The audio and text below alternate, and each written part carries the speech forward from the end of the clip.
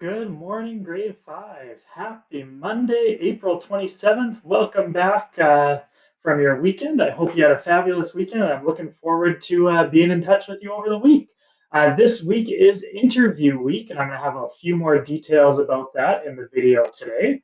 And I'll also be making another video that I'll post to our Google Classroom for you to check in on and get some more details on that interview process.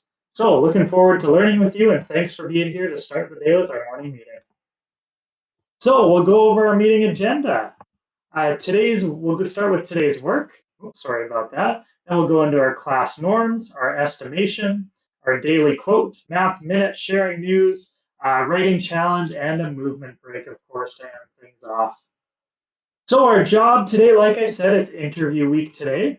Your job for math today is to pick one word problem and one function practice. So adding, subtracting, multiplying, dividing, and finish one of those up. You can share those with me on Seesaw or by emailing me or on Google Classroom, whatever's best, and I'll get back to you with some feedback and let you know if you got it correct.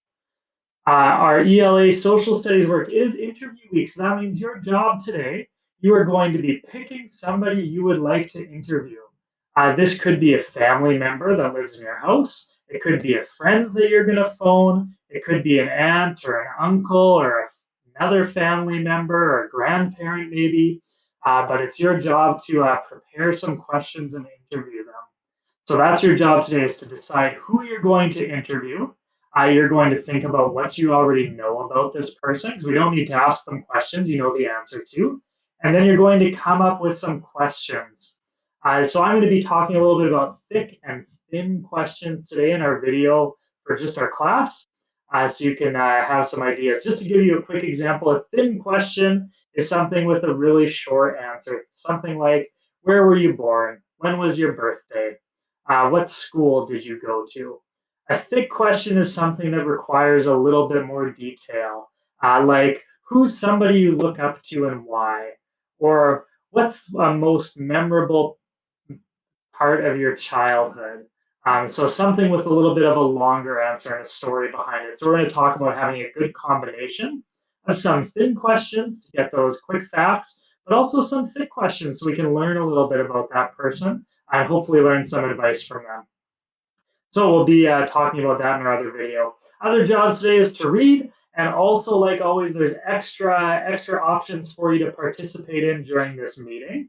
And also on our Google Classroom page, you can join in by checking out those extra resources. Don't forget looking at math and music and anything else there.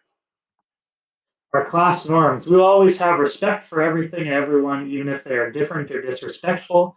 We will always try our best, no matter how hard it is, even if we don't like it. We will always be kind to everyone, and we will have fun with everyone.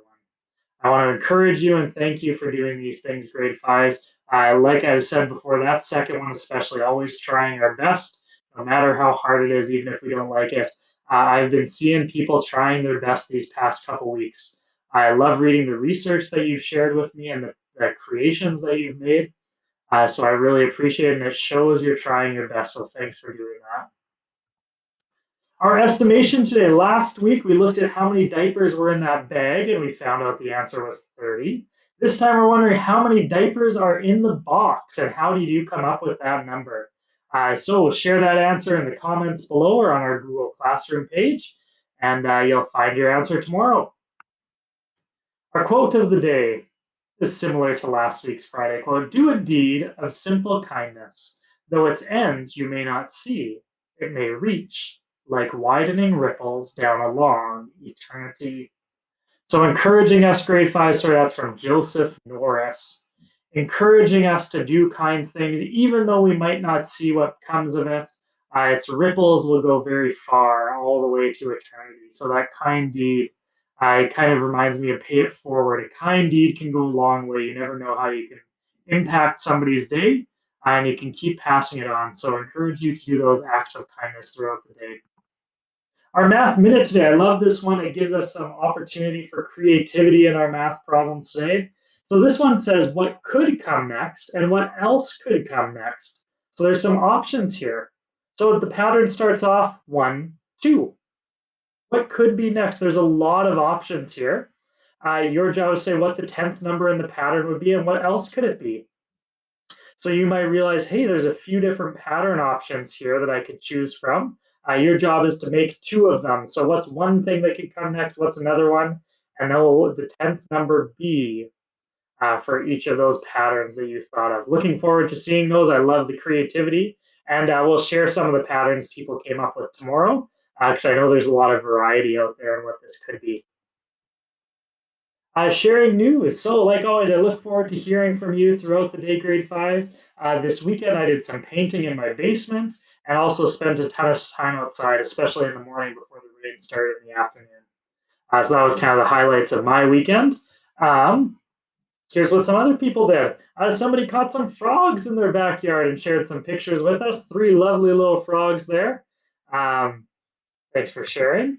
Somebody else found an old picture of their puppy that had passed away. This is for Zim. It's great to have these old pictures to still keep that dog in their memory. And last one here. This is part of somebody's excuse me, part of somebody's creation project last week. So they did a project on cats, and then part of their project was they made a little skit and a doctor's office to care for pets, a veterinarian's office. And this is one of the pictures here of the different medicines that were lined up. And I love the detail that went into the patient names and each of the cups, all sorts of details. Great opportunity for a creation project. So thanks for sharing that. Or would you rather today, this is a great one. Would you rather immediately know the history of every object you touched or be able to talk to animals? So, for example, I imagine I pick up this marker over here and suddenly I know everything about this marker, where it came from, where it's been, who's used it. Or I could talk to animals. I would love to, both of those are really interesting. I kind of love the history of the objects, but I also kind of wonder what animals are thinking sometimes. So feel free to share in the comments or in our classroom what you would prefer. Our quote of the day again: do a deed of simple kindness, though its end you may not see, it may reach like widening ripples down a long eternity, from Joseph Norris. That brings us to the end of our morning meeting, grade fives. I encourage you to stay connected. Check out our class and Landmark Elementary School on Instagram and Twitter. Be alert on our Google Classroom and check out that LES Learning Hub. Uh, Encourage you to stay connected with other teachers. They'd love to hear from you. Thank you so much for staying in touch over the week, and I look forward to talking with you. Feel free to send me any questions or comments that you have about anything.